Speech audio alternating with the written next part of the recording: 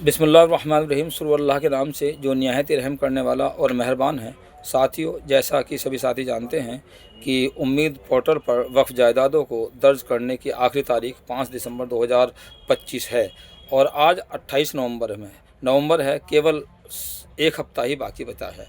मेरी तमाम उलेमा हजरात से दरख्वास्त है कि आज जुमे के दिन खुतबे के अंदर इस बात को शामिल करें और ख़ास तौर से जोर देकर लोगों को बताएं कि तमाम हम वक्फ जायदादों को, जैसे कब्रस्तान हैं या हमारी ईदगाह हैं, मस्जिदें हैं, इमाम बाड़े हैं, जो भी है, उन्हें उम्मीद पोर्टल पर जल्द से जल्द दर्ज करा दें, क्योंकि टाइम बहुत कम बचा है। 5 दिसंबर के बाद जो आने वाली मुसीबतें हैं उनसे अगर हमें बचना है तो भाई इसको हमें करना है। और ख़ास तौर से मेरी उन हजरात से जो तबलीगी लाइन से जुड़े हुए हैं उनसे दरख्वास्त है कि अक्सर देखने में ये आ रहा है कि तबलीगी जमात के जितने भी साथी हैं वो इस काम में रुचि नहीं ले रहे हैं, तवज्जो नहीं दे रहे हैं। मैं उनको इस बात से आगाह करना चाहता हूँ कि जहाँ पर वो लोग बैठकर अपना तबलीग का काम करते हैं, मस्जिद के अंदर लोगों को बुलाते हैं, अगर हमारी मस्जिदें ही नहीं बचेंगी तो कहाँ पर तबलीग का काम होगा, कहाँ पर वो लोगों को बुलाएंगे, कहाँ लोगों को बिठाएंगे। तो वो हटें और इस बात को सोचें कि हम इन जायदाद को कैसे बचाएं। और मेरे भाई, उनको ये भी समझना होगा कि इन जायदाद को बचाना ये भी दीन है।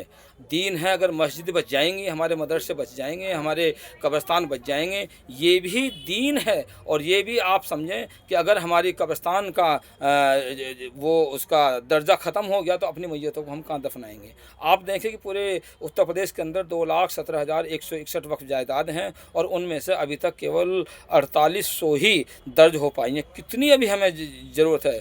5 दिसंबर 2025 के बाद रोने से, झिझाने से या सरकार को दोष लगाने से कि सरकार ने हमारे साथ ये ज्यादती कर दी, ऐसा कर दिया, वो बेईमानी होगी। क्योंकि हम अपने हिस्से का हम काम कर दें अपने। अगर हर आदमी जो तबलीगी लाइन के साथी जुड़े हुए हैं, जो हर मस्जिद के अंदर नेटवर्क है, वो फ़िक्र के साथ मुतवल्लियों को ढूंढ कर कब्रस्तानों को, मस्जिदों को, मदरसों को इनको दर्ज कराने की कोशिश करें। अगर इस काम एक हफ़्ते के अंदर हम इस काम को तबलीग का काम ही समझ लें, और तबलीग भी यही है कि अच्छाई से लोगों को उनका सामना कराना और बुराई से रोकना, आने वाली मुसीबतों से हमें बचाना है, उसकी फ़िक्र भी हम लोगों को करनी है। मुद्दबाना मेरी दरख्वास्त है सभी साथियों से कि ये काम तमाम हिंदुस्तान के अंदर चल रहा है कि इस काम में लग जाएं। इसी सिलसिले में हमने एक इंदिरा चौक हापुड़ रोड पर अपना एक हेल्प डेस्क खोला हुआ है जो फ्री में फ़ी सबीलिल्लाह इस काम में मदद कर रहे हैं। और 6 बल्कि आज कल 6 लोग बैठे हुए थे जो लैपटॉप लेकर बैठे हुए थे, वो दर्ज कर रहे थे। रात को 1 बजे तक काम हुआ। और आइंदा भी हम सोच रहे हैं कि हमारी ये कोशिश है कि कल 6 लोगों ने बैठ के काम किया है,